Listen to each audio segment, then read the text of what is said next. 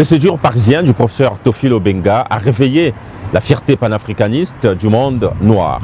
Que l'on vienne de la Guyane, de la Martinique ou d'autres Antilles, de l'Afrique ou des Amériques, historiens, philosophes, sociologues, mais que sais-je, est-il que le monde a répondu à tous les rendez-vous dédicaces du professeur lors de la présentation du livre « Reconstruction du Nilo Atlantique ». C'est un essai qui s'inscrit dans la continuité des travaux de Cheikh Anta Diop et bien sûr de lui-même Théophile Obenga. L'auteur apporte la clé de l'authenticité africaine de l'Égypte ancienne. Il use de 3 méthodes dans celle comparative de la linguistique. Pour Théophile Obenga, toutes les langues se valent, il n'y a pas de sous-langue et l'histoire nous enseigne mieux sur la racine des langues anciennes de l'Égypte. Qu'ils ne se trompent point, ceux de la droite, de la gauche ou socialistes français qui ont tendance à détourner l'Égypte de l'Afrique. Je vous propose ici la synthèse prononcée de nos différents reportages lors des dédicaces du professeur Théophile Obenga et les réactions du public. D'abord aux éditions Présence africaine, ensuite celles organisées à l'ambassade du Congo en France par la demande justement de l'ambassadeur Rodolphe Aldada lui-même, où d'ailleurs a été célébré les 90 ans du pédagogue infatigable, le professeur Théophile Obenga. Si, beau gosse. Merci.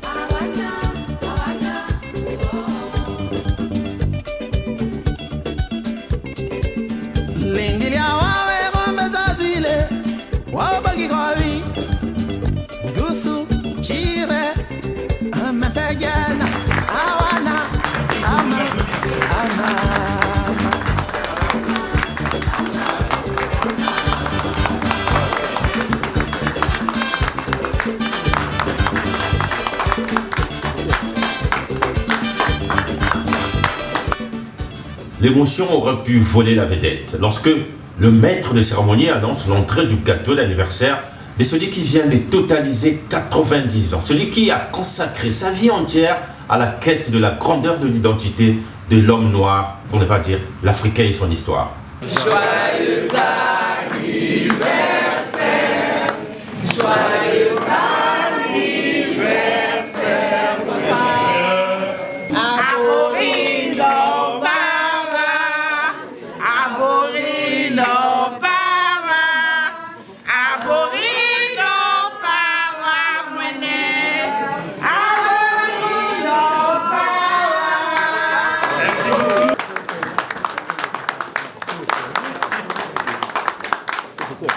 Les larmes du nonagénaire ont fait couler celles de quelques invités. Pourtant, nous étions tous venus réécouter à cœur joie le professeur Théophile Obenga. La deuxième dédicace de son livre « Reconstruction du Nilo Atlantique après l'exploit enchanté chez Présence africaine », un ouvrage qui est le résultat d'une rigueur scientifique, de facto intellectuelle. L'auteur dit l'avoir peaufiné pendant 40 ans et avec en tête une phrase, la phrase de son cheikh Anta Diop, Théophile, ce livre, il faut l'écrire. Voilà, c'est ça le problème de fond. Un jeune Sénégalais, c'est Cheikh Anta Diop, il vient en France à 24 ans, étudiant. Il a à peine 24 ans, 2 ans après. On lui a dit à Dakar, on l'a enseigné au lycée, que les Africains n'ont pas une histoire, en tout cas pas une longue histoire, à peine Mali, etc., sont là, Ghana, c'est pas loin, quoi. Ils n'ont pas d'histoire. Bon, il n'a pas les moyens à Dakar, il est convaincu, enfin, pas convaincu, mais il accepte. Il dit, tiens, on n'a pas d'histoire, c'est quand même curieux de tous les peuples de la terre. Donc on est esclave, donc c'est bon. On est colonisé, on est etc. Donc, mais pas d'histoire. Un peuple sans histoire, peut-il exister réellement? Donc il en exclut de l'humanité. Guerre exclu, vous êtes pas de l'humanité. Sarkozy vient de le faire récemment à Dakar, en 2007 je crois, que l'Afrique n'a pas d'histoire, n'a pas le risque de l'histoire, ne connaît pas l'histoire, vit selon les saisons et les climats. Il n'a aucun risque dans la vie. Voilà, il n'est pas un homme historique. Cheikh est arrivé en France, jeune, il s'émancipe, il fait chimie, il fait physique, il fait sciences humaines, il fait philosophie, il fait beaucoup de sciences. Il dit, ah, donc on n'a pas d'histoire, c'est quand même curieux.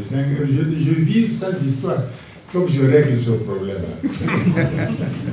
Il se règle, il se rapproche de Marcel Griol, il fait l'ethnologie, il voit de ses amis à lui, les Ahmadidiens, il fait des bouquins arabes, qui étaient le Tariq el-Fetash, le Tariq el-Soudan du Mali, de Tombouctou.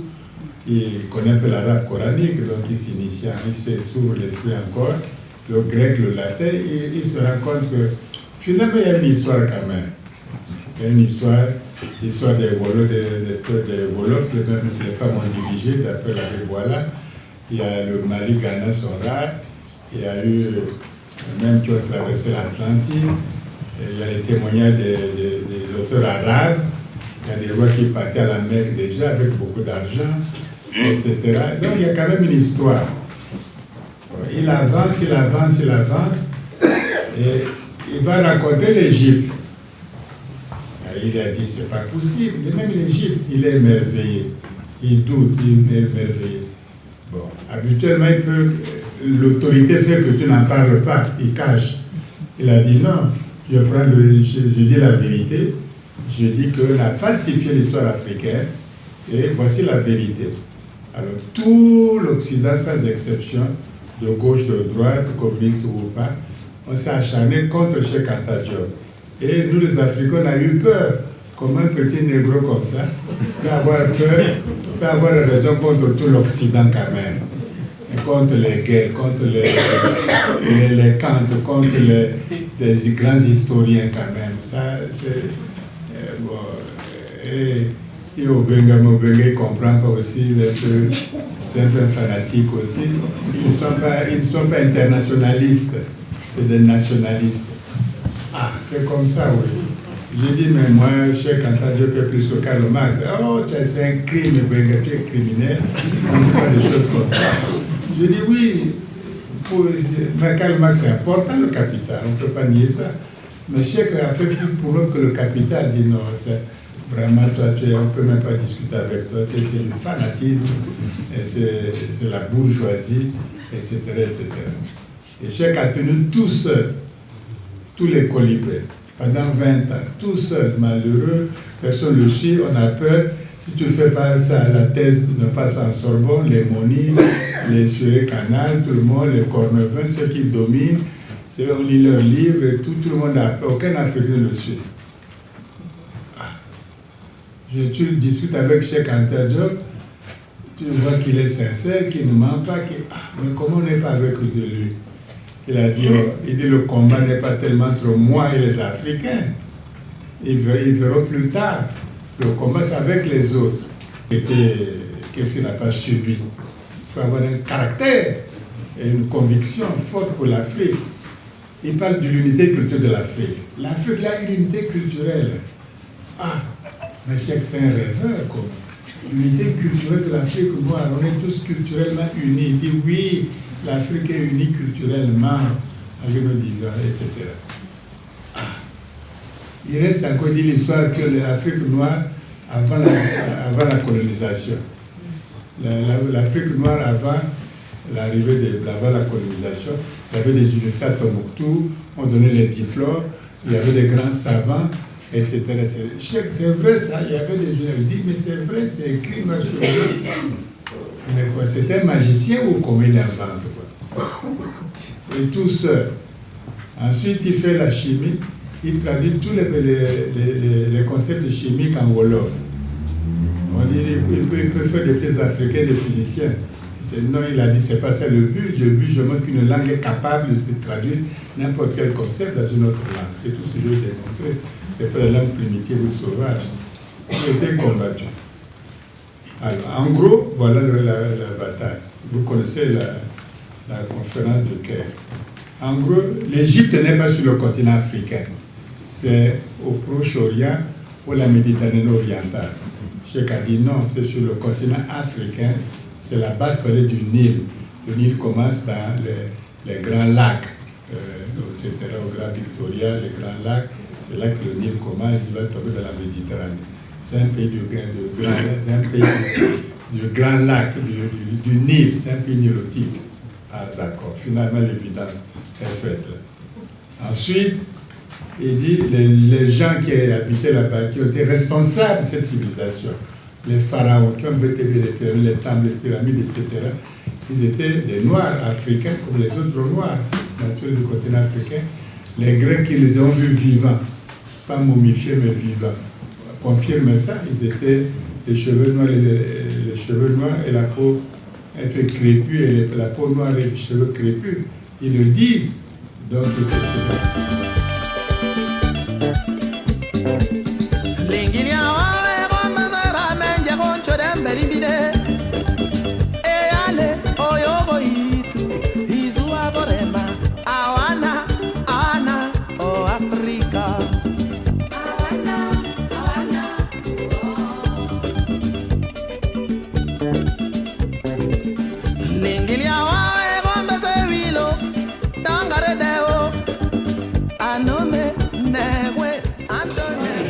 Je retiens d'abord le courage intellectuel de Théophile Obenga. Il l'a rappelé, il n'était pas tout seul, il y avait Cheikh Anta Diop qui était un peu son maître, mais il a réussi, devant des intellectuels français connus, reconnus, à tenir le cap en disant « je pense qu'il y a eu des erreurs linguistiques qui ont été faites ». Et nous sommes modestement en train de rechercher quelle est la vérité et essayer d'aller un petit peu plus loin que ces errements avec lesquels on essaye de nous bercer. Et il a vraiment essayé de trouver quel était le fil conducteur d'une cohérence linguistique qui serait valable pour toute l'Afrique. Et il a fait ça un petit peu contre un certain nombre d'intellectuels européens qui, pour des raisons diverses, de temps en temps de très bonne foi, de temps en temps parce qu'ils pensaient que non, l'Afrique n'était pas aussi intelligente qu'on allait le dire, il fallait trouver des moyens de dire que justement il y avait d'un côté l'Égypte et la grande civilisation pharaonique et de l'autre côté l'Afrique. Théophile Obenga dit non, l'Égypte appartient à l'Afrique et toute la réjouissance culturelle et tout le prestige culturel de l'Égypte, il rejaillit sur l'Afrique car l'Égypte appartient à l'Afrique. Et ça, c'est quelque chose dont les linguistes européens ne voulaient pas d'une certaine façon. Il a eu le courage de dire ça et de continuer son cas de façon extrêmement rigoureuse en disant si je trouve ça, tant mieux, si je trouve pas ça, je remets le métier sur l'ouvrage sur le métier et j'essaye de pousser plus loin. C'est ça en fait des vrais scientifiques, des vrais chercheurs. Ils ne se découragent pas, ils acceptent de temps en temps l'échec, ils continuent à chercher. Quand ils ont trouvé quelque chose, ils sont bien contents, mais ça ne les empêche pas de continuer après. Ils ne s'arrêtent pas. C'est ça la leçon du professeur Théophile Obenga. Regardez-le, il a 90 ans, il parle avec une clarté, avec une limpidité et une simplicité formidable. C'est un vrai intellectuel. Et c'est un intellectuel africain. Je suis bien content que dans cette maison commune du Congo, à l'ambassade de Paris, une personnalité de cette taille puisse être acclamé par une bonne centaine de personnes et puisse s'exprimer autour de son dernier livre. Non, les problèmes ne sont jamais résolus. C'est-à-dire qu'il faut toujours essayer. Il y a toujours des choses qu'on ne sait pas, il y a toujours des choses qu'on n'a pas comprises. Quand on a passé une étape, tant mieux, c'est très bien, mais il ne faut pas s'arrêter, il ne faut pas dire « ça y est, maintenant, on a tout fini, on a tout compris, allez, je peux aller me coucher, j'ai fini mon travail ». Non, lui, il a 90 ans, il continue à travailler. C'est ça une vraie leçon. Non, certaines choses sont résolues, tant mieux. Quand une chose est résolue, on avance pour voir la suivante. On a un grand monument vivant. Et là, il faut vraiment le remercier pour ce qu'il fait encore aujourd'hui, vu son âge. Parce que ce qu'on retient d'abord du professeur, c'est le colloque du Caire, 74, où il arrive à prouver avec Cheikh Anta Diop que l'Égypte ancienne est effectivement africaine et elle n'est pas autre chose qu'africaine. À partir de ce moment-là, ce monument que nous avons aujourd'hui, nous ne faisons que suivre ses traces. Je pense qu'il faut tous qu'on soit derrière lui, qu'on l'encourage à continuer et qu'on le soutienne dans ce sens. Et encore aujourd'hui, il nous sort en vrai quelque chose d'exceptionnel. Quelque chose d'exceptionnel sur les langages, sur l'écriture nilotique. En réalité, rien n'a réellement changé. Mais le plus important, c'est ce que nous voulons. C'est à nous de faire les choses. Et c'est à nous de continuer et d'imposer notre savoir-être, notre savoir-vivre et notre vision du monde. C'est le plus important.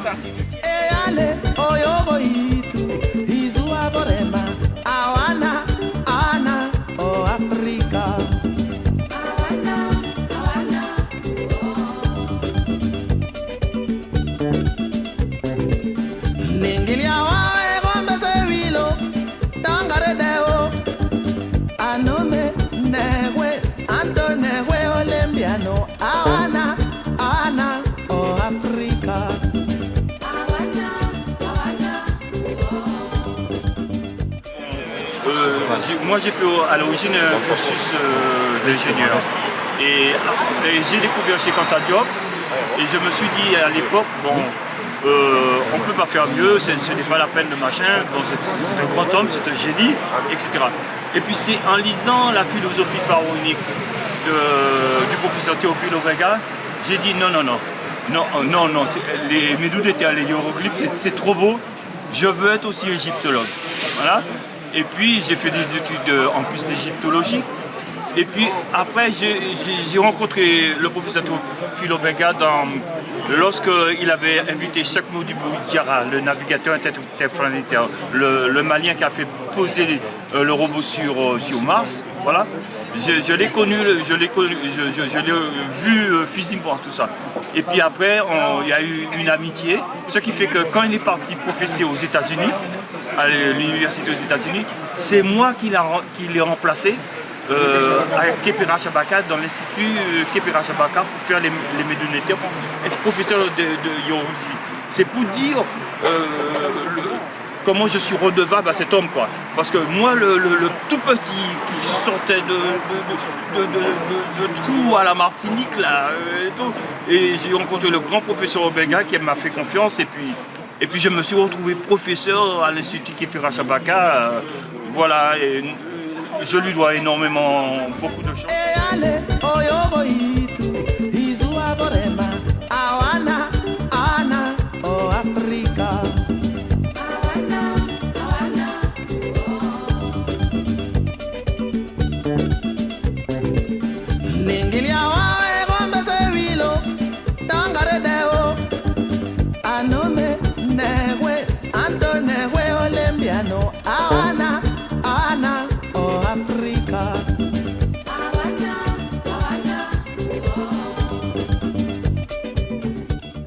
C'est vraiment un éminent penseur, en tout cas multidisciplinaire, donc égyptologue à l'origine, et ensuite philosophe, linguiste.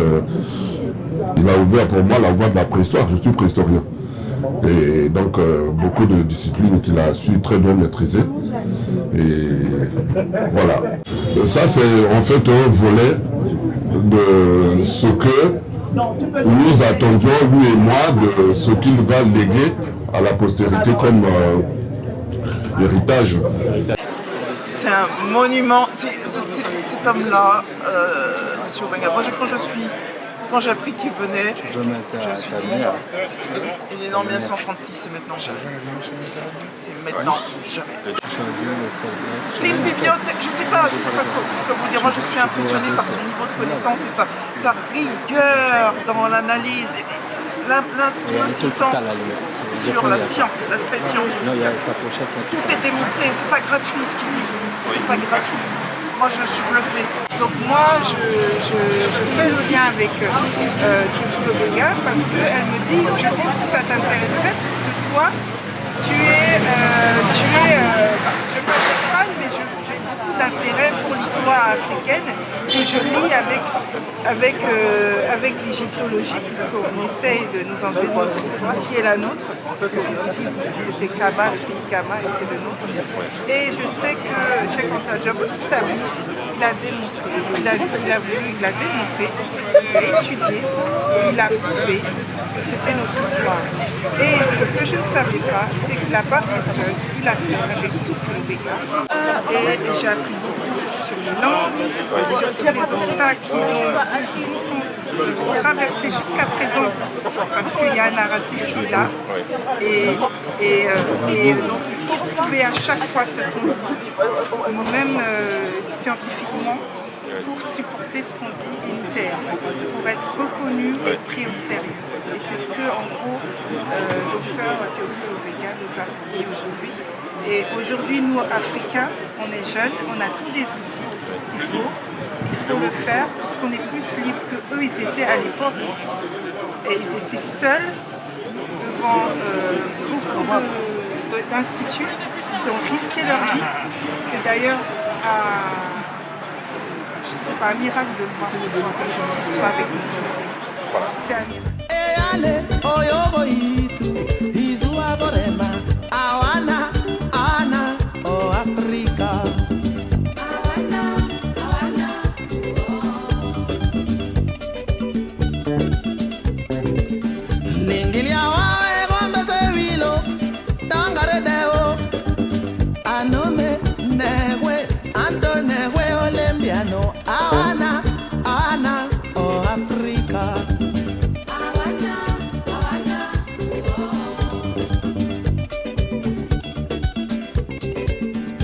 L'auteur use de la linguistique à travers 3 méthodes, dont celle comparative du chamito-sémitique afro-asiatique. Il signe et persiste: l'Égypte pharaonique est entièrement noire. L'autochtone, même le premier historien l'a dit, le système culturel linguistique reste africain.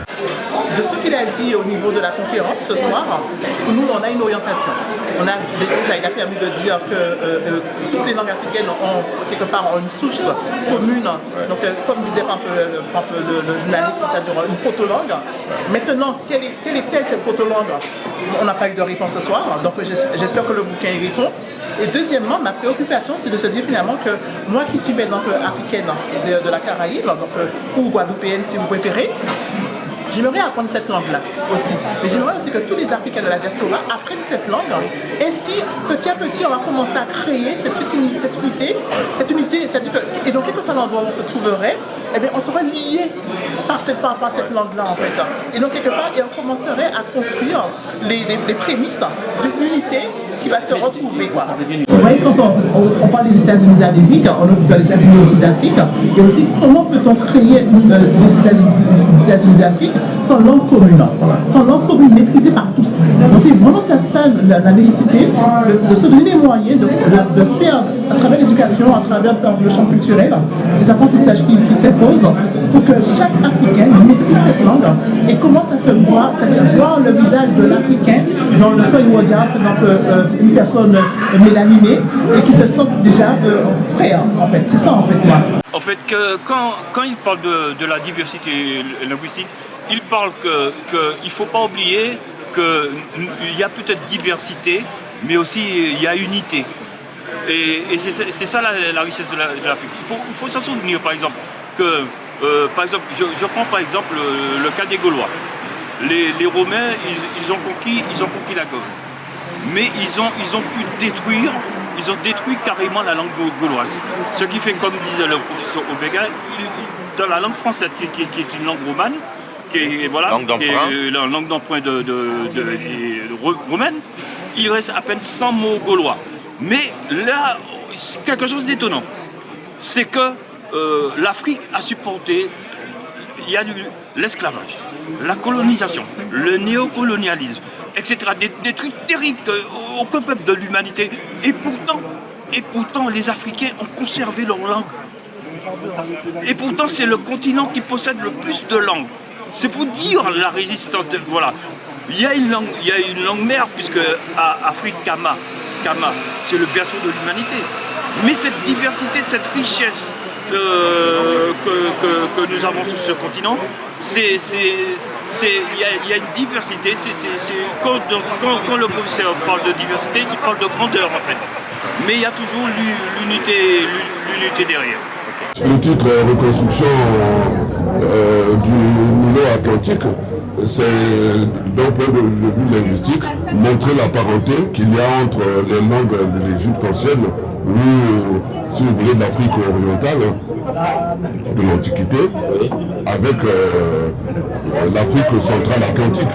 Donc chez nous, voilà, c'est la parenté des langues africaines dans leur ensemble.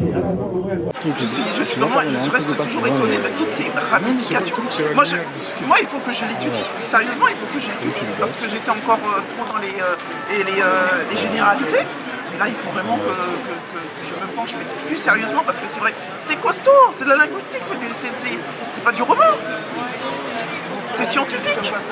Donc il y a un raisonnement, il y a une argumentation, il va falloir suivre. Il faut vraiment suivre. Je pense qu'il a fait le maximum pour vulgariser, mais il faut vraiment avoir envie de se pencher sur cet immense travail, cette immense œuvre. Il faut avoir envie de plonger là-dedans.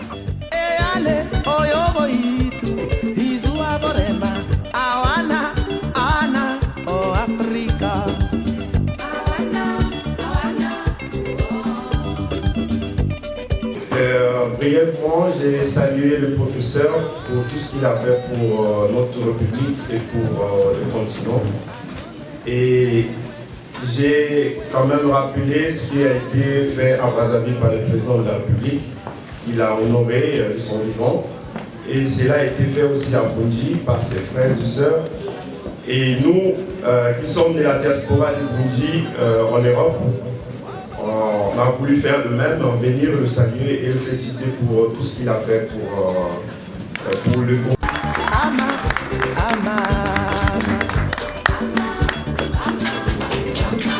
Une dernière chose.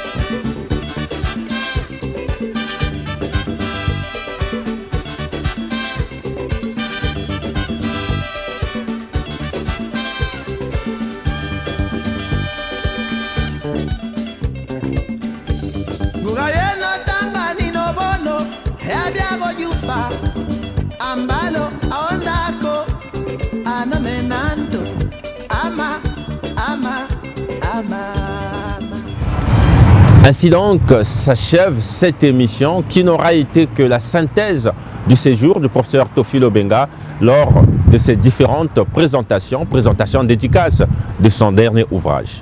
Merci à vous, oui, vous qui nous suivez un peu partout.